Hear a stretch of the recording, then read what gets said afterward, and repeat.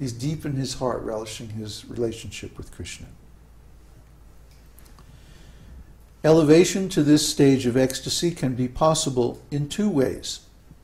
One way is by constant association with pure devotees. The other way is by the special mercy of Krishna or by the mercy of a pure devotee of Krishna. Elevation to the ecstatic stage of life is generally attained through association with pure devotees, while elevation to that stage by the special mercy of Krishna or his devotee is very rare. The purport is that one should execute devotional service rigidly in the association of devotees, so that there will be certainty in raising oneself to that ecstatic position. In special cases, of course, there is special favor from Krishna, and although we should always expect that, we should not sit idly and simply wait for Krishna's special mercy. The regular duties must be performed. It is just as when sometimes it is found that a person who has never attended school or college may be recognized as a great scholar, or an honorary degree from great university may be offered to him. But this does not mean that one should avoid school and expect to automatically receive an honorary degree. Similarly, one should devoutly execute the regulative principles of devotional service and at the same time hope for Krishna's favor or for his devotees' favor. So, sometimes amazing, wonderful things happen. But we shouldn't expect to be the exception. We should expect to be the rule. And the rule is that one advances in devotional service very gradually over a long period of time by association with pure devotees. That's the normal process. And occasionally there's an exceptional process where one gets special mercy, special blessing. Maybe he has to execute some special service or some extraordinary difficult task for Krishna. And so he gets Krishna's mercy or he gets the mercy of a pure devotee to accomplish this special task. We have little experience of that. An example of rising to the stage of ecstatic love by executing the regulative principles of devotional service is given in the life story of Narada, which is described to Vyasadeva in Śrīmad-Bhāgavatam. Narada tells there of his previous life and how he developed to the stage of ecstatic love. He was engaged in the service of great devotees and used to hear their talks and songs. Because he had the opportunity to hear these pastimes and songs of Krishna from the mouths of pure devotees, he became very attracted within his heart. Because he had become so eager to hear these topics, he gradually developed within himself an ecstatic love for Krishna. This ecstatic love is prior to the pure love of Krishna, because in the next verse, Narada confirms that by the gradual process of hearing from the great sages, he developed love of Godhead. In that connection, Narada continues to say in the first canto, 5th chapter, verse 28 of the Bhagavatam, "First, I passed my days in the association of the great sages during the rainy autumn season. Every morning and evening I heard them while they were singing and chanting the Hare Kṛṣṇa mantra, and thus my heart gradually became purified. As soon as I heard them with great attention, the influence of the modes of material ignorance and passion disappeared, and I became firmly fixed in devotional service to the Lord." So this is why we do these webcasts. This is why we have a forum.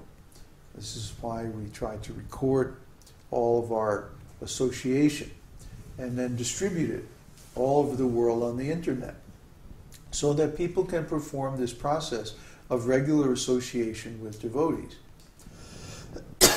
Excuse me. Devotees are very rare. Especially pure devotees are extremely rare. You can't find them everywhere. Sometimes you can't find them anywhere. after Śrīla Prabhupāda's disappearance, I looked everywhere for some devotees who were in a similar mood to myself, but more advanced, because I wanted to continue this process myself. This is the recommended process.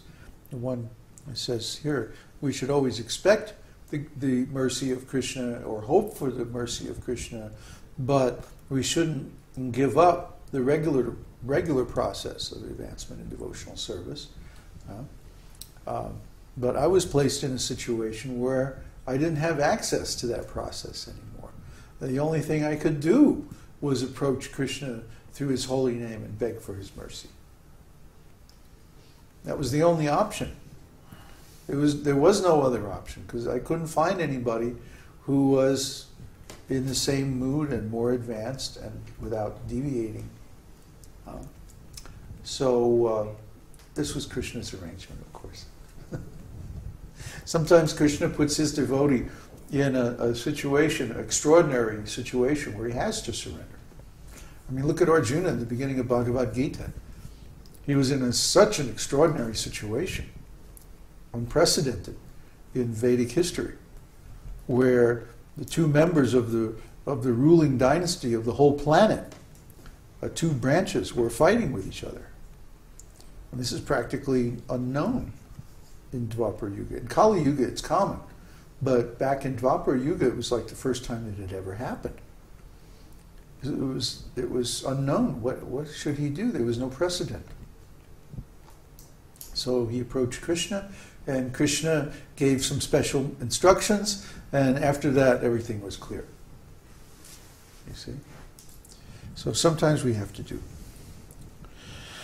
There are practical examples of how one can develop to the stage of ecstatic love simply by the association of pure devotees.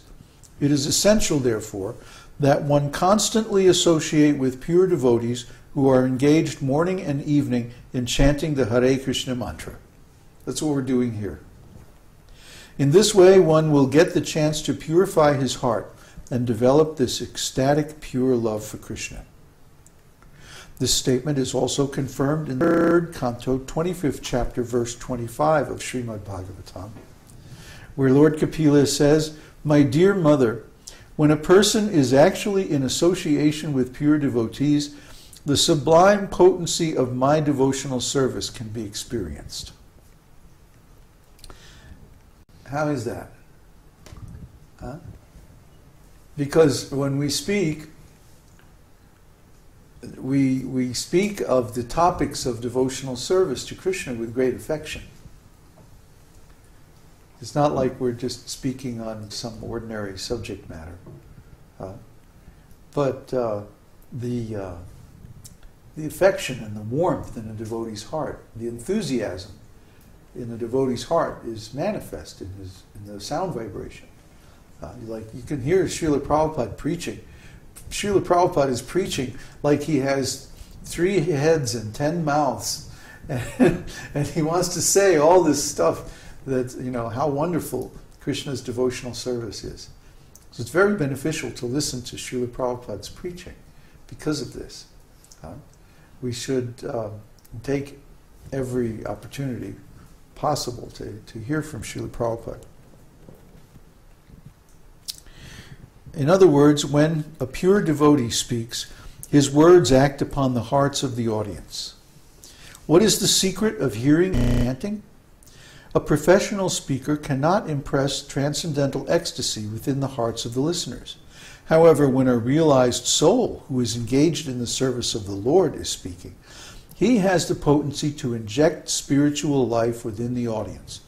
One should therefore seek the association of such pure unalloyed devotees, and by such association and service, a neophyte devotee will certainly develop attachment, love, and devotion for the Supreme Personality of Godhead. In the Padma Purana, there is the story of a neophyte devotee who, in order to raise herself to the ecstatic platform, danced all night to invoke the Lord's grace upon her. It's a super effort, in other words. If some devotee does a super effort way beyond the ordinary call of duty. Sometimes Krishna will be attracted. And you know, Śrīla Prabhupāda often said, don't you try to see Krishna, but try to attract Krishna to see you. In other words, do something extraordinary. Do something wonderful. Do something that's so nice that even Krishna is attracted. Oh, what is this devotee? He's doing so nice service. That Krishna comes and sees you. That's how you get the special mercy. You want the special mercy? You have to do something special to deserve it.